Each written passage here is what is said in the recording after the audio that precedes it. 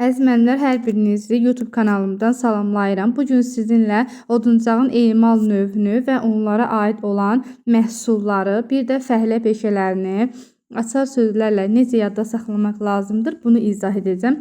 Müəllimlərin əksəriyyəti emal növlərinə nə məhsulu, nə də ki fəhlə peşələrini düzgün uyğunlaşdıra bilmirlər. Ona görə də diqqətlə dinləyin, açar sözləri qeyd edin müəllimlər. Bu izah çünki sizin üçündür. Əvvəlcə baxırıq emal növlərinə. 3 ədəd emal növümüz var. Hansılardır? Mexaniki kəsmə. Mən bunların deməli altından xətt çəkirəm müəllimlər. Kimyəvi parçalanma, bir də termiki parçalanma. Altından xətt çəkdiyim sözlər nəyə görə vacibdir? Çünki kəsmə, parçalanma sözləri mühüm rol oynayır məhsul və fəhlə peşələrini seçməkdə. Əvvəlcə baxırıq mexaniki kəsməyə aid olan məhsul.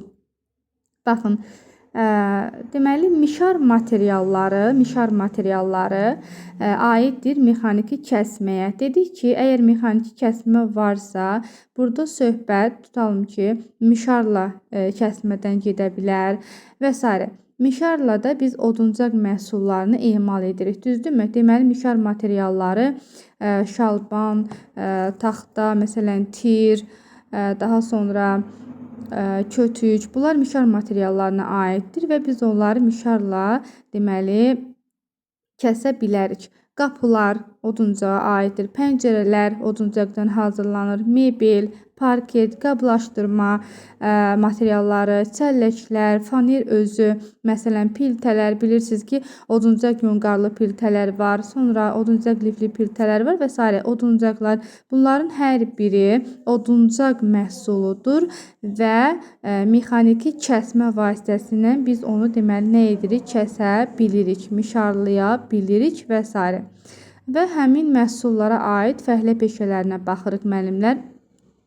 Mişarçılar, dəzgahçılar, dülgərlər, xarratlar deməli bu işlə məşğul olurlar. Yəni oduncaqdan qapı, pəncərə düzəldən deməli fəhlə peşələri aiddir mexaniki kəsməyə.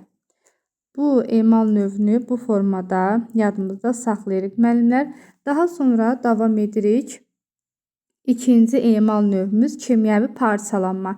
Təbii ki, burada söhbət oduncaqdan getmir. Burada söhbət kimyəvi maddələrdən alınmış məhsullardan gedir.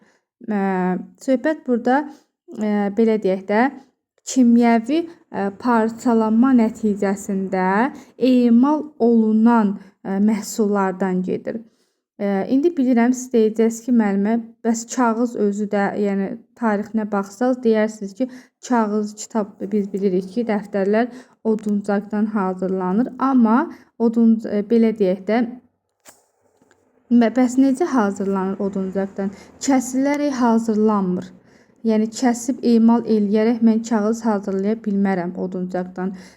Kəsib nəsə qapı, pəncərə falan bunları hazırlaya bilərik. Kimyəvi maddələrin qarışdırmaqla, kimyəvi parçalanmalar vasitəsindən biz kağızı, kartonun digər vasitələri bəli, oduncaq məhsullarından ala bilərik. Selluloz kimyəvi maddədir və kimyəvi parçalanmaya aiddir. Fotolent, kinolent bilirsiniz ki, şəkillərin, videoların lentdə saxlanılmasıdır. Bu da kimyəvi parçalanmanın məhsuludur. Şin, rezin ayaqqabılar, bunlar rezin məhsullardan söhbət gedir və kimyəvi parçalanma növünə aiddir. Təbii ki, bunlara aid fəhlə peşələri də selluloz bişirən elə selluloz məhsulu kimyəvi parçalanmada olduğu üçün selluloz bişirən də kimyəvi parçalanmaya aiddir. Və kimyəvi parçalanmada bir fəhlə peşəsi də var ki, bu presləyici operatordur. Bunları yadımızda saxlayaq. Kimyəvi parçalanmadan sonra baxırıq termiki parçalanmaya. Termiki parçalanmanın iki məhsulu bizə verilib müəllimlər. Yağ və spirtdir. Bunu yadımızda saxlayırıq.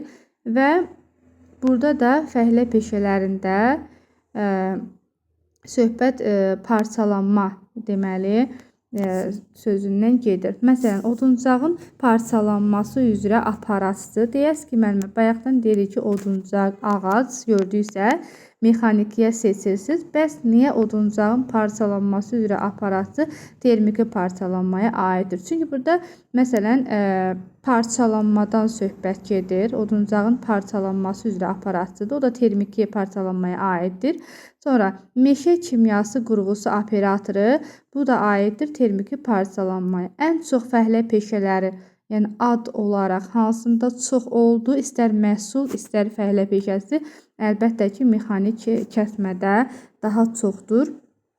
Və termiki kimyəvi parçalanmada isə hər ikisində sadəcə olaraq 2 dənə, deməli 2 fəhlə peşə növləri oldu. Biri selluloz bişirəndir, biri presləyici operator. Bu kimyəvi parçalanmaya aiddir. Daha sonra oduncağın parçalanması üzrə aparatçı və meşə kimyası qurğusu operatoru, bu da aiddir termiki parçalanmaya.